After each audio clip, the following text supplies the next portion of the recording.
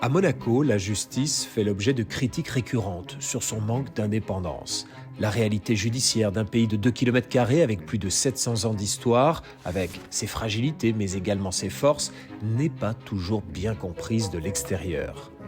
En septembre 2024, un homme au profil atypique, né en Espagne, ancien juge d'instruction en France, ancien procureur, ancien patron de l'office anti-stup, est devenu secrétaire d'État à la justice et directeur des services judiciaires monégasques. Arrivé en pleine bourrasque médiatique et financière, avec le placement de la principauté sur la liste grise du GAFI, il mène un travail ambitieux pour repositionner la justice monégasque au niveau des standards internationaux. Nous avons voulu partir à la rencontre de Samuel Vuelta-Simon.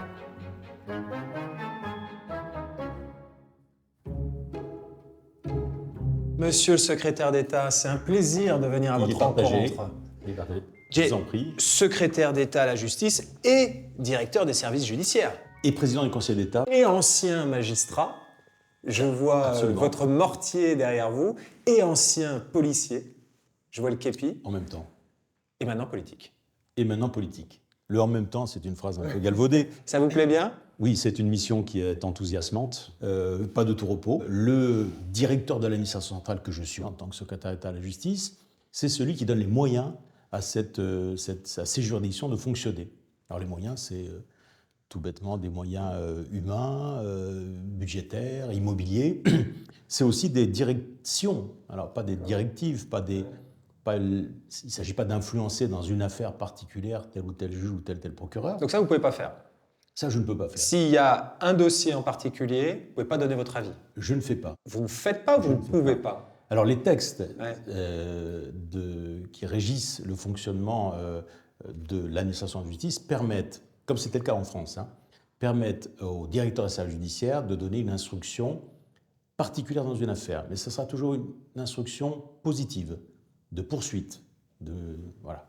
Le directeur peut enjoindre au procureur général, s'il fait mal son travail, par exemple, s'il a oublié des faits qui manifestement sont des faits qui sont qualifiables pénalement, il peut lui demander d'initier une enquête. C'est tout ce qu'il peut faire. D'accord. Et encore, quand il le fait, il faut qu'il le fasse de manière écrite, et l'écrit du directeur est versé au dossier de la procédure. D'accord. C'est tout. Ouais. Ça s'arrête là.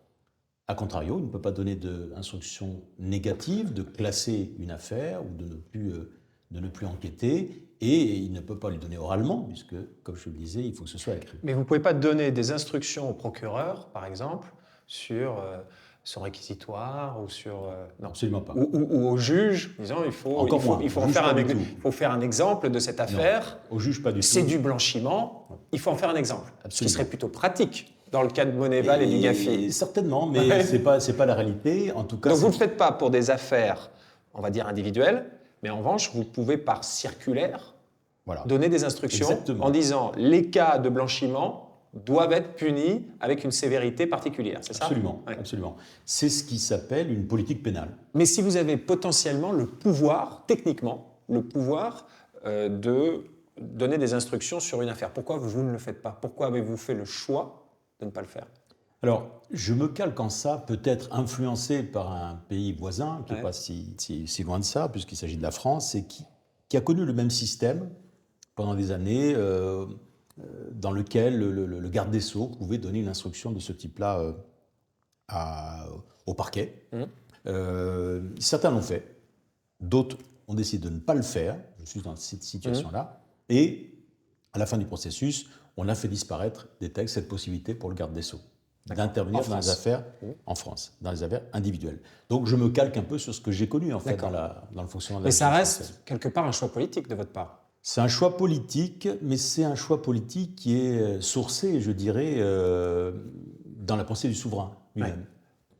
Et ça a commencé par ça, dans le premier entretien que j'ai eu avec lui, l'enracinement de sa pensée dans l'indépendance de la justice. Pas question d'intervenir d'une manière ou d'une autre sur les affaires individuelles. Ce qu'il m'a demandé, c'est plutôt de actualiser, moderniser, améliorer le fonctionnement de la justice, lui donner aussi les moyens d'être performant pour l'avenir, la mettre au niveau de celle des autres pays européens, que ce soit le Conseil de l'Europe bien entendu, mais Union européenne, pourquoi pas, et de faire en sorte que la justice passe pour tout le monde. Il me l'a répété, tout le monde doit voir passer la justice si jamais il s'écarte de ce que prévoit la loi dans ce pays. Tout le monde doit voir passer la justice en cas d'écart. En clair, pas de passe-droit. Une ambition ferme, affichée, mais une mission délicate. Le bureau de Samuel Vuelta-Simon se situe entre les murs du palais de justice construit dans les années 20 avec du tuf marin, une pierre poreuse. Mais dans ses différentes fonctions, le secrétaire d'État à la justice et directeur des services judiciaires s'interdit toute porosité. Alors, ce qui est intéressant, c'est qu'en préparant cette émission, vous avez donné comme instruction de ne pas filmer dans une salle d'audience. Oui. Pourquoi ? Je ne voulais pas qu'en étant dans une salle d'audience, on puisse à un moment s'imaginer que le secrétaire d'État à la justice intervient dans les décisions de justice. Donc c'est sur la symbolique. Ne pas rentrer dans les salles d'audience, sauf quand j'y suis invité. Et j'y suis invité lors de la rentrée solennelle qui a lieu tous les 1er octobre de chaque année par les chefs de juridiction. Ils invitent le souverain, donc on rentre dans la salle, on s'installe. Vous êtes invité, vous ne vous sentez pas chez vous dans une salle d'audience ? Alors, lorsque la justice se réunit pour rendre une décision, pour délibérer, pour une cérémonie, je suis leur invité. D'accord. Absolument. Sinon, c'est lorsqu'il faut entretenir les bâtiments, changer les ampoules, là, je me sens chez moi. Mais vous êtes leur chef quand même. Je suis leur chef administratif, mais pas judiciaire. C'est une notion un peu particulière, mais l'indépendance de la justice, c'est tout ça. Comme dans d'autres pays, les ministres gèrent, donnent les moyens à la justice de fonctionner, mais n'interviennent pas, c'est ce que je vous disais, dans les décisions qu'ils prennent, pour ne pas les influencer. Et quelle est la pire influence pour un politique de rentrer dans une salle d'audience alors que le tribunal est en train de délibérer ou de juger une affaire ? On pourrait croire qu'il vient pour demander des choses. Ce n'est pas du tout le cas, on se rassure ici. Néanmoins, la partie du secrétaire d'État, donc la direction des services judiciaires, les parties administratives, politiques, va déménager à court terme pour à trouver d'autres locaux un peu plus bas, en dehors du Rocher. Non seulement vous n'allez pas dans la salle d'audience, en tout cas cette interview on ne la fait pas dans la salle d'audience, mais en plus bientôt vous ne serez même plus au palais de justice. Absolument. Absolument. Et vous allez vous retrouver quai Antoine Ier, Oui. avec vue sur le port. Absolument. D'accord. Dans des locaux administratifs. Donc vous n'aurez plus les magistrats, donc les greffiers, les procureurs, les juges, etc., sous vos yeux. Non, ça me manquera. Et vous ne les croiserez plus à la machine à café. Ah, je ne les croise déjà pas à la machine à café, puisqu'on reste quand même dans des étages très différenciés. Ça me manquera, parce que, comme vous le savez, je suis un ancien magistrat, enfin toujours magistrat de cœur. Mais mes collègues, j'ai un attachement particulier, qu'on fait partie de la même famille. Néanmoins, pour bien marquer cette différence et cette indépendance nécessaire de la justice, je pense que c'est un mal nécessaire. C'est un acte délibéré, volontaire. Absolument. Pour faire une sorte de muraille de Chine, en tout cas Chinese Wall, entre vous. Ou en tout cas que ça ne soit pas une muraille qui existait déjà et qui était respectée de part et d'autre, mais pour que de l'extérieur de ces murs, ça ne puisse pas être interprété comme une marque d'influence ou de je ne sais quelle pression exercée sur les juridictions. Je crois que la manière la plus saine de dire à ceux qui sont à l'extérieur que l'on n'intervient pas, c'est de quitter les lieux et de laisser la partie judiciaire travailler en toute indépendance. Alors vous êtes ici à Monaco depuis septembre 2024. Vous êtes arrivé dans un contexte un petit peu compliqué quand même, avec la justice monégasque qui a subi beaucoup d'attaques de l'extérieur et même de l'intérieur, ou de ceux de l'intérieur qui se sont retrouvés à l'extérieur. Qu'est-ce que vous êtes dit déjà à ce moment-là ? Forcément, avant d'accepter de candidater pour le poste, j'avais bien réfléchi à la situation, de ce qu'en disait la presse. Donc c'était un beau défi. Et qu'en disait la presse ? La presse, elle véhiculait l'idée que justement, c'était une certaine presse, ou certaines personnes qui s'exprimaient dans la presse, que c'était une justice sous influence, que l'état de droit n'existait pas à Monaco, etc., que c'est une justice archaïque, avec toute une série d'idées reçues et un peu de leitmotiv. La modernisation passe notamment par la formation. Pour répondre à la pénurie de magistrats nationaux, un institut monégasque de formation en profession judiciaire a été créé il y a 5 ans. Mais cet institut ne se limite pas au cercle des juristes, il a déjà formé plus de 700 professionnels de tous les secteurs à la lutte contre le blanchiment. Je peux mettre les pieds dans le plat ? Allez-y. Ok, donc si on répond aux critiques par rapport à la justice monégasque, est-ce que Monaco est un état de droit ? Bien entendu. Pourquoi ? Bien entendu. Alors, l'état de droit, c'est un état dont le fonctionnement est régi par le droit et non pas par la force, ou par la naissance, ou par tel ou tel autre stimuli de l'exercice du pouvoir. Donc oui, c'est un état de droit, et c'est un état de droit ancien, puisque les constitutions monégasques, jusqu'à la dernière d'entre elles, dans les années 60, se sont succédées régulièrement pour fixer ce qui allait être le fonctionnement des institutions de Monaco. On y retrouve donc le prince souverain, on y retrouve le gouvernement princier, puisque le prince, c'est un prince souverain, donc qui règne. Donc c'est le prince qui est souverain, c'est pas le peuple à Monaco, contrairement à la France ou même en Espagne où vous êtes né. Mais quand la justice est rendue au nom du prince, ça dit quoi de la justice ? Alors, dans toute constitution d'un pays, il y a une hiérarchie des articles. Donc les premiers articles sont les plus importants. Je crois que c'est l'article 4 ou l'article 5 qui dit que la justice est indépendante, dans notre constitution d'aujourd'hui. Ensuite, que l'état de droit est garanti. Ensuite, que l'indépendance des juges est garantie. Ce sont les tout premiers articles de notre constitution. Et puis on a l'article 88 qui dit que la justice est rendue au nom du prince, mais immédiatement après, cet article dit que le prince a délégué entièrement l'exercice de la justice aux cours et aux tribunaux. Ça veut dire qu'on est dans un exercice délégué totalement de la justice. La justice, elle est rendue au nom du prince parce que l'essence même de tout pouvoir monarchique, historiquement, c'est l'héritage des pouvoirs exécutifs, législatifs, judiciaires, de droit divin. Si je résume, la justice est rendue au nom du prince, mais ce n'est pas la justice du prince. Exactement, exactement.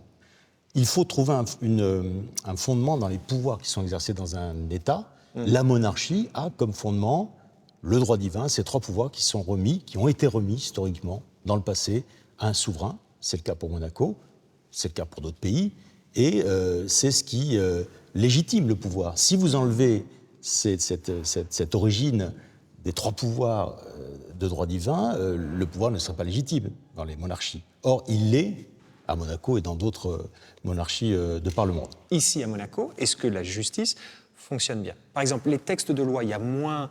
Le code monégasque est beaucoup plus succinct que le code français. Oui. Donc il y a moins de lois. Ça dit quoi de notre justice ?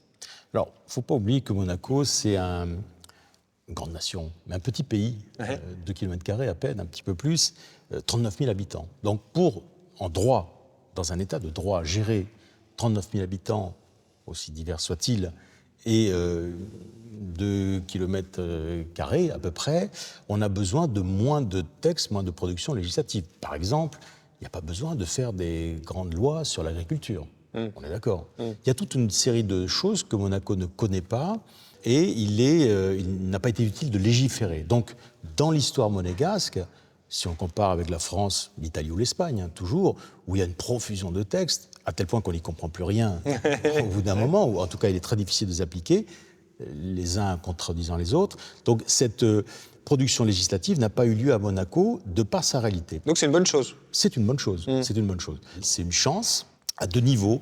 Le premier niveau, c'est parce qu'on arrive à appliquer un droit simple qui est adapté au territoire et aux situations du territoire. Mais est-ce que ça laisse une plus grande marge de manœuvre et d'appréciation aux juges ? Est-ce que ça donne plus de pouvoir finalement aux juges ? Absolument. Ouais. Ça donne plus de latitude à la jurisprudence, qui est une chance. Donc le juge, sur des bases minimales qu'il a à connaître, alors bien entendu le code pénal, il est appliqué stricto sensu, mais il y a d'autres domaines qui sont un peu moins écrits, moins définis, pour lesquels le juge a une plus grande latitude. Alors, c'est la jurisprudence. La jurisprudence qui est, puisque des voies de droit existent, preuve qu'on est aussi un État de droit. Toute décision de première instance peut être frappée d'appel, peut monter en cour de révision, notre cour de cassation française, et pour certaines des décisions, le tribunal suprême peut intervenir comme instance de deuxième niveau. Donc la jurisprudence, c'est profondément une chance créative. Et ici, lorsqu'une une décision de justice est prise, elle est exécutée. D'accord ? On peut, à partir du moment où on condamne quelqu'un à une peine d'emprisonnement, on a de la place dans nos prisons. Oui, absolument. Ouais. Une des différences avec d'autres pays. Où, vous n'allez pas le dire, mais grosse différence avec la France. Pas que. Ouais. Je pense que l'Espagne et l'Italie connaissent à peu près la même situation. Pourquoi ? Parce qu'on va prononcer des décisions qui ne seront jamais exécutées, même de prison ferme, ou qui pourront être aménagées. Si vous introduisez un texte qui prévoit que les sanctions de prison inférieures à 1 an, en France ça a été un moment pendant 2 ans, sont aménageables de plein droit, donc vous faussez le jeu de... En fait, vous désavouez ce que vient de prononcer le juge sur le siège. Ici à Monaco, ce n'est pas le cas. Peine de prison prononcée, peine de prison exécutée. De la même manière, les décisions sont rendues ici dans des délais qui font pâlir d'envie tous les pays qui nous entourent. Combien de temps ?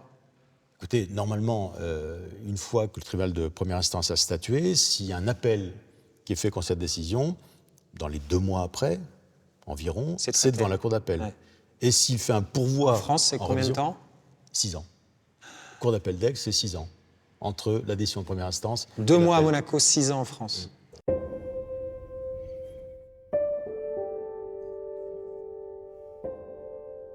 On est dans un état de droit, la justice est indépendante, si je vous écoute, si je fais le résumé. Le code est parfaitement adapté et il n'y a pas une surabondance de textes de loi qui parfois sont contradictoires les uns avec les autres.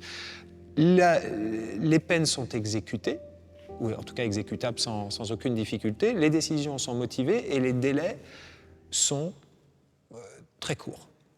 Donc la justice monégasque alors ? C'est celle que je connais aujourd'hui. D'accord. Mais la justice monégasque, elle est formidable. Elle mérite d'être connue. Au-delà d'administrer la justice, Samuel Vuelta-Simon donne un avis sur les projets de loi et d'ordonnance en sa qualité de président du Conseil d'État. Il n'est pas membre du gouvernement, la justice étant indépendante de l'exécutif, mais il travaille étroitement avec les conseillers ministres qu'il décrit comme des collègues. Excusez-moi, je vous interromps. Bonjour Isabelle Berroa-Madei. Bonjour Yann-Anthony Noguès. Comment allez-vous ? Très bien, merci. Alors vous travaillez sur quoi ensemble ? Sur plein de sujets. Sur le monde, on travaille ensemble, puisque Isabelle Berroa-Madei est notre ministre des Relations extérieures et de la coopération, mais on a des sujets qui nous préoccupent beaucoup plus. Là, je vois du bleu derrière vous. Alors, c'est pas le bleu cyan de l'Europe, mais il me fait penser quand même à l'Europe. Conseil de l'Europe. Est-ce que vous préparez ensemble la présidence du comité des ministres du Conseil de l'Europe, c'est une présidence tournante.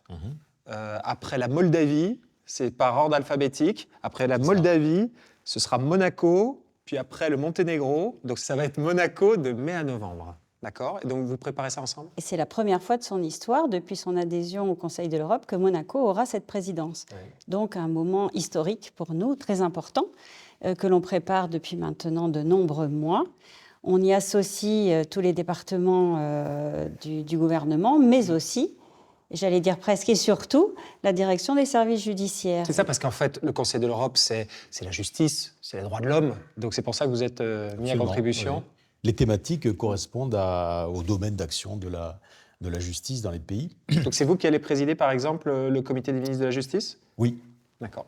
Tout à fait. Il y a un certain nombre de conférences qui sont à notre programme, un programme qu'on a élaboré ensemble, comme je l'ai dit, avec le gouvernement, mais aussi avec la direction des services judiciaires. Et Samuel Vuelta-Simon a participé de façon très active au comité de pilotage qui est mis en place.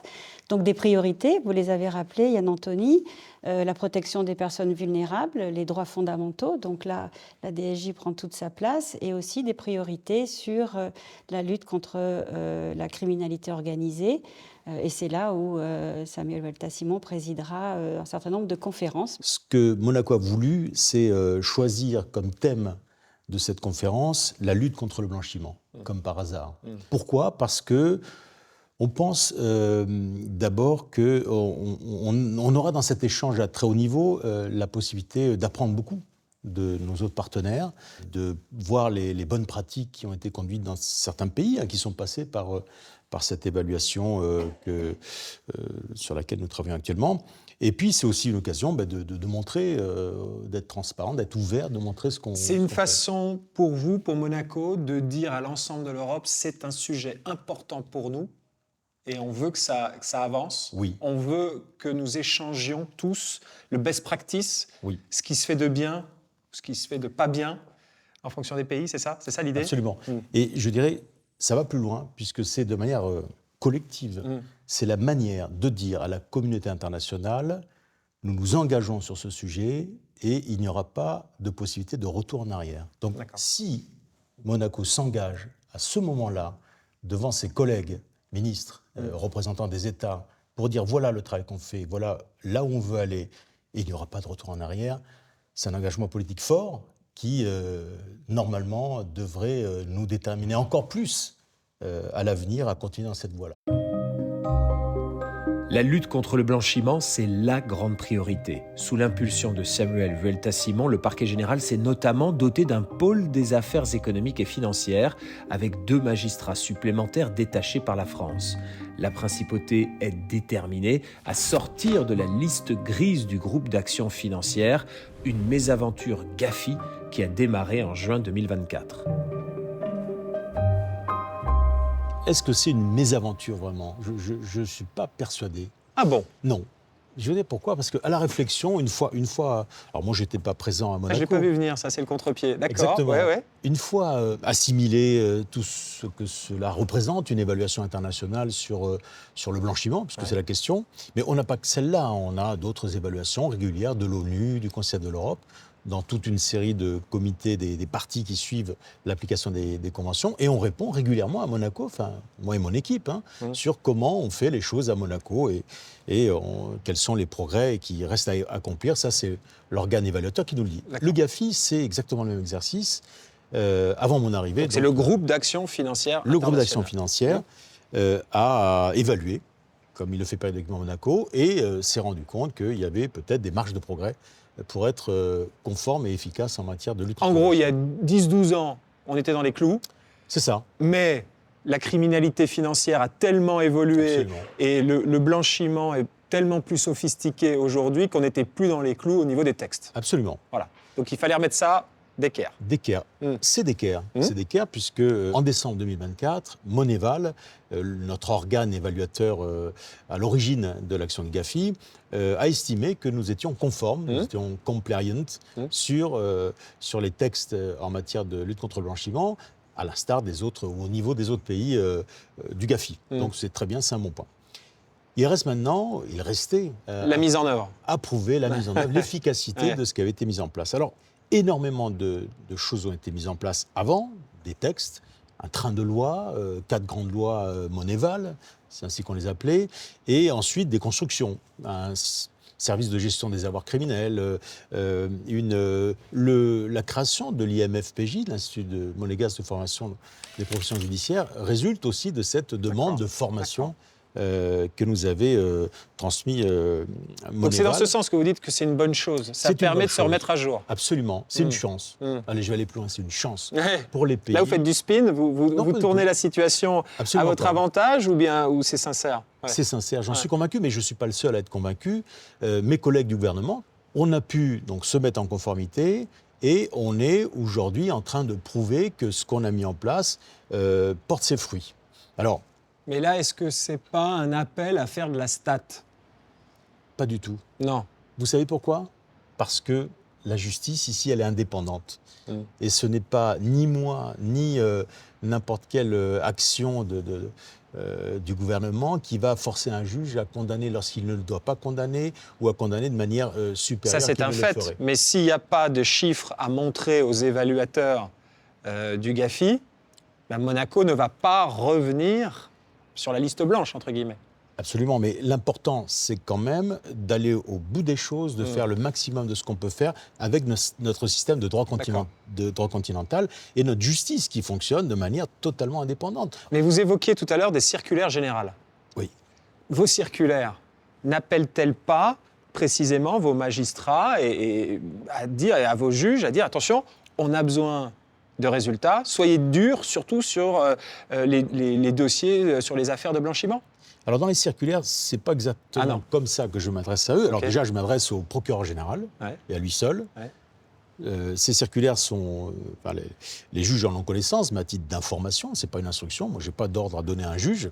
Je peux en donner au procureur général de manière générale, sous forme de circulaire, mais pas au juge. Donc, elles disent simplement... Mais vous pouvez dire tolérance zéro sur oui, le enfin, blanchiment. c'est pas exactement comme ça. Elles disent, voilà, moi j'explique pourquoi tel ou tel comportement, pas tout le blanchiment, tel ou tel comportement peut mettre en péril la solidité de l'état des institutions à Monaco.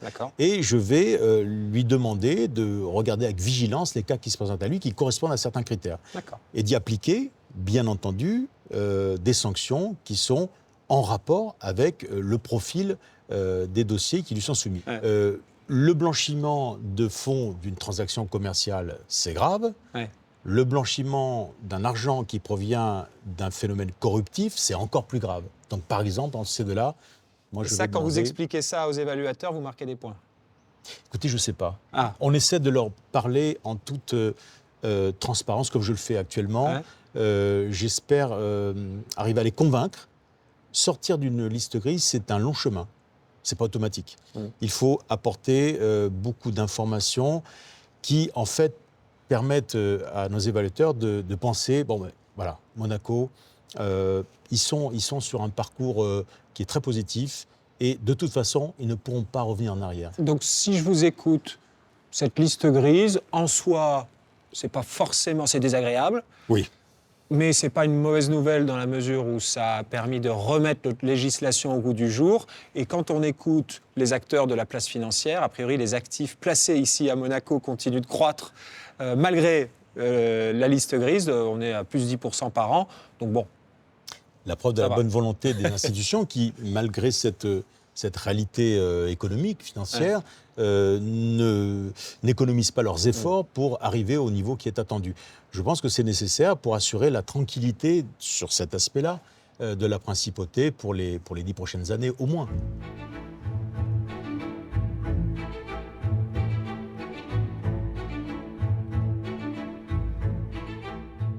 Quel est votre objectif? Là, vous la réformez, cette justice. Vous serez content une fois que vous aurez achevé quoi? Mon seul objectif, je vais vous dire, c'est, vous savez, les magistrats français, je suis magistrat français, donc on vient ici pour servir en principauté pendant une période limitée qui est de 5 ans administrativement pour chacun d'entre nous. Moi, ce que je veux, c'est que pendant ces 5 ans, apporter tout ce que je sais faire à Monaco, servir Monaco. Voilà, c'est un peu... Servir la principauté, c'est peut-être l'objectif le plus profond que j'ai en moi.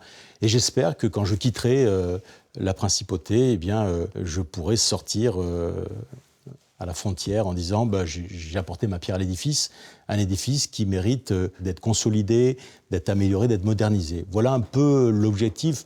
Vous voyez, c'est quelque chose d'assez général, mais c'est ce qui me guide tous les jours.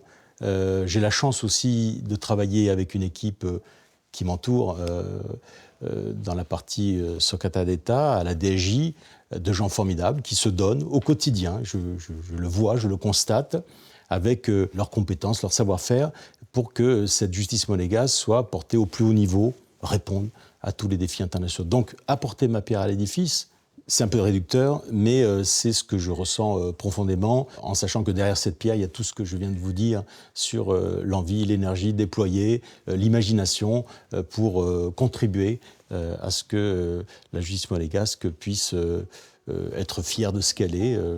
Avec ça, je serais heureux. Samuel Vuelta-Simon, ancien magistrat et policier français, désormais à la tête de la justice monégasque, a entrepris un travail de réforme en profondeur.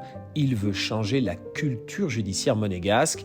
Il le sait, dans un pays où la tradition est gravée dans la roche, ce n'est pas un sprint, mais une course de fond. Il s'est donné 5 ans pour réussir.